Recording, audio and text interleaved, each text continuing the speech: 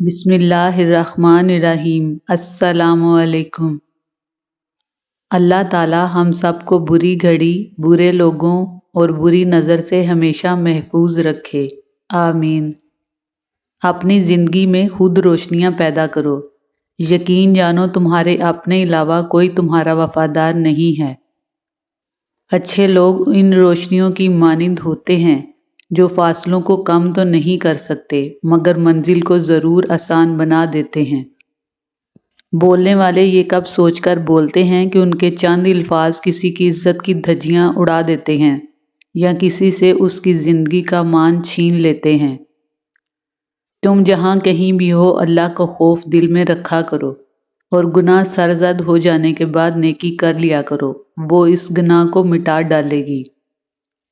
جو شخص بڑے بڑے دعوے کرے اور حد سے زیادہ جھکے تو اس پر کبھی اعتبار نہ کریں، کیونکہ بڑے بڑے دعوے کرنا اور حد سے زیادہ جھکنا دونوں دھوکے بازوں کی نشانیاں ہیں۔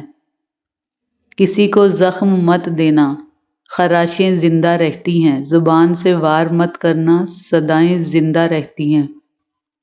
یا اللہ میرے بہن بھائیوں کو ہمیشہ خوش رکھنا، ان کو کبھی کسی کا محتاج نہ کرنا، آمین ثم آمین۔ اس دنیا میں خوش رہنے کی ایک تدبیر یہ ہے کہ آدمی کے پاس ایک وسیع قبرستان ہو جس میں وہ لوگوں کے قصور اور غلطیوں کو دفن کر سکے۔ کچھ تعلقات چھینک کی طرح ہوتے ہیں، ختم ہوتے ہی شکر الحمدللہ کہنے کا دل کرتا ہے۔ واحد اللہ کا در ہے جہاں اگر بلاوے کے بنا بھی چلے جاؤ تو شرمندگی نہیں ہوتی بلکہ سکون ملتا ہے۔ لوگوں کو دعا کے لیے کہنے سے بہتر ہے کہ ایسے اعمال کرو کہ لوگوں کے دل سے آپ کے لیے دعا نکلے۔ دنیا کی کوئی چیز اتنی شفاف نہیں ہو سکتی جتنا شفاف وہ دل ہے جس پر قابض اللہ کی محبت ہے۔ اے میرے محترم والدین، آپ کے پسینے کا ہر قطرہ جو ہمیں پالنے میں لگا، دعا ہے کہ جنت میں آپ کے لیے رحمتوں والی نورانی ندی بن جائے، آمین ثم آمین۔ مجھے دنیا میں مقبولیت نہیں، بس اللہ سے قبولیت چاہیے۔ اس کے نزدیک ضابطے بہت الگ ہیں جانچنے اور پرکھنے کے۔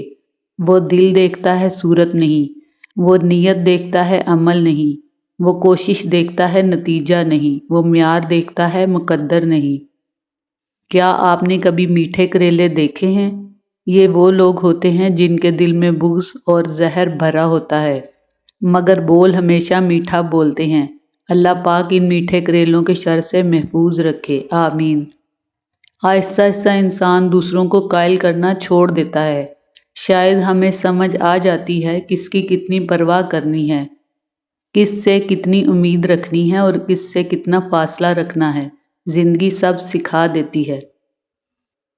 آپ ڈاکٹر، انجینئر، سائنسدان، سیاستدان جو مرضی بن جائیں، اگر آپ نے اللہ جل شانہ کی توحید کو نہیں سمجھا اور صرف اللہ جل شانہ کو مشکل کشا اور داتا نہیں مانا تو آپ سے بڑا جاہل کوئی نہیں۔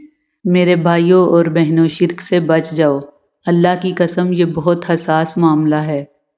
اتنی برائیوں کے بعد بھی اگر یہ امت قائم ہے تو صرف ہمارے نبی کریم صلی اللہ علیہ وآلہ وسلم کی دعاؤں کی وجہ سے۔ لوگوں کی زندگی میں اپنی اہمیت ڈھونڈنے سے لاکھ بہتر ہے کہ آپ اپنی زندگی میں خود کو اہمیت دیں، کیونکہ لوگوں کی ترجیحات تو بدلتی رہتی ہیں۔ آپ خود کو لوگوں کے معیار تک لانے کے چکر میں اپنا معیار ہی گنوا دیتے ہیں اور پھر بچتا ہے تو بسیطہ سی ہماری ذات۔ خود کو بسیطہ ہونے سے ہم خود ہی بچا سکتے ہیں۔ حضور اکرم صلی اللہ علیہ وسلم کا فرمان ہے کہ جو شخص میرے نام سے وہ بات بیان کرے جو میں نے نہیں کہی تو وہ اپنا ٹھکانہ جہنم میں بنا لے۔ صرف رب ہی وہ شہنشاہ ہے جو مانگنے پر خوش اور نہ مانگنے سے خفا ہوتا ہے۔ کچھ چیزیں اگر واقعی تمہاری قسمت میں ہیں تو وہ بے شک لمحوں میں نہیں بلکہ صدیوں بعد بھی تمہارے حصے میں ضرور آئیں گی، اور وہ جب آئیں گی تو تم حیران رہ جاؤ گے۔ سورہ یوسف اس کی مثال ہے۔ بیٹیاں پھولوں کی طرح ہوتی ہیں اور یہ پھول آپ کے گھر کی زینت ہیں۔ انسان کی سب سے بڑی پریشانی یہ ہے کہ انسان تقدیر سے بہت زیادہ مانگتا ہے اور وقت سے پہلے چاہتا ہے۔ مجھ سے نہ ہو سکے گی زمانے کی بندگی، مکار بھی نہیں ہوں، اداکار بھی نہیں ہوں۔ یا اللہ تیرا شکر ہے کہ تو نے بہترین کھلایا، بہترین پہنایا اور بہترین جگہ پر رکھا۔ تعلق تب ختم نہیں ہوتا جب بات نہیں ہوتی، تعلق تب ختم ہوتا ہے جب بات کیے بغیر صبر آ جاتا ہے۔ اللہ ہر بیٹے کا خواب سچا کرے اور ہر بیٹی کا نصیب اچھا کرے، آمین ثم آمین۔ بیٹیاں جتنی خوبصورت ہوتی ہیں اللہ ان کے نصیب بھی اتنے خوبصورت کرے، آمین۔ انسان کو لفظ نہیں رویے مارتے ہیں۔ یا رب میرے لیے ایک ایسا دروازہ کھول دے جس کی وسعت مجھے حیران کر دے، آمین۔ میرے رب مجھے اپنا بے انتہا شکر گزار، بہت زیادہ ذکر کرنے والا، بہت ڈرنے والا، فوراً حکم بجا لانے والا، تیرے سامنے جھک جانے والا اور تیری ہی طرف لپکنے اور لوٹنے والا بنا دے، آمین ثم آمین۔ بے شک ہر مسکرا دینے والا چہرہ خیریت سے نہیں ہوتا، کچھ مسکراہٹیں بہت سارے دردوں کا خلاصہ بھی ہوتی ہیں۔ تم مردوں سے مقابلہ نہیں کیا کرو، کیونکہ ان کو ایک درجہ اوپر میرے رب نے دیا ہے تاکہ وہ تمہاری حفاظت کر سکیں، نہ کہ ان سے مقابلہ کرو۔ زندگی نہ آسان تھی، نہ ہے اور نہ ہوگی، تو بہادر بنیں اور رب پر توکل رکھیں، مسکرایا بھی کریں، اچھے لگتے ہیں۔ الحمدللہ زندگی بہت خوبصورت ہے اور شکر کے لیے یہ وجہ کافی ہے کہ وہ ہم سے محبت کرتا ہے۔ وہ ریت دوسروں کے مقدر کی ریت تھی، سو ہم نے اپنے نام کا صحرا الگ کیا۔ خوابوں کا ایک ہجوم تھا آنکھوں کے آس پاس، سو ہم نے اپنے خواب کا چہرہ الگ کیا۔ کتنی مستانہ سی تھی عید میرے بچپن کی، اب خیالوں میں بھی لاتی ہوں تو کھو سی جاتی ہوں۔ ایک دوسرے کا ساتھ دینے کے لیے کسی مشکل ترین فلسفے کی نہیں، بلکہ خوبصورت احساس کی ضرورت ہوتی ہے۔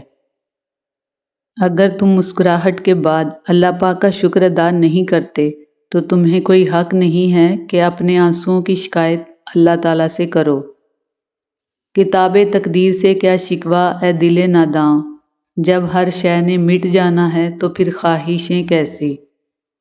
عربی کا ایک مشہور مقولہ ہے کہ عورت اگر پہاڑ توڑ کر دوسری جگہ منتقل کر دے اور اسے فقط اتنا کہہ دیا جائے کہ تمہارے ہاتھ سلامت رہیں تو اس کی تھکاوٹ ختم ہو جاتی ہے۔